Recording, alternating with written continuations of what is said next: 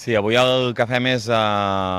sortir a més de 60 poblacions, les més importants de Catalunya, amb més de 1.000 voluntaris d'Òmnium o persones properes de l'entitat, i el que fem és portar el missatge aquest del país normal, un missatge que el que amaga darrere o el que vol indicar darrere és aquesta necessitat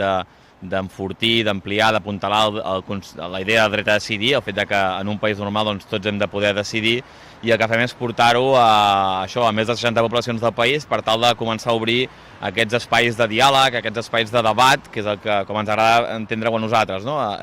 És un primer contacte, un primer impacte que busquem de portar directament, no? Sí que hi ha hagut insercions de la publicitat, sí que hi haurà altres estratègies, potser o altres accions més massives, però aquesta sí que evidentment és massiva perquè és moltíssima gent, però el que fem és una acció massiva però a la vegada molt focalitzada, no? Que va buscar molt un públic molt concret a qui ens volem dirigir, a qui volem convidar-los a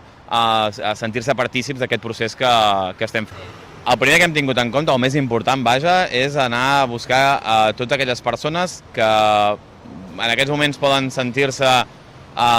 potser no una posició encara prou clara sobre els temes aquests del dret a decidir, sobre com hem de construir aquest país nou, però sí que tenen moltes ganes de parlar-ne, d'acord? Per tant, anem a buscar això, anem a buscar persones amb moltes ganes de participar, no? Que potser fins ara doncs, han trobat els seus espais de participació,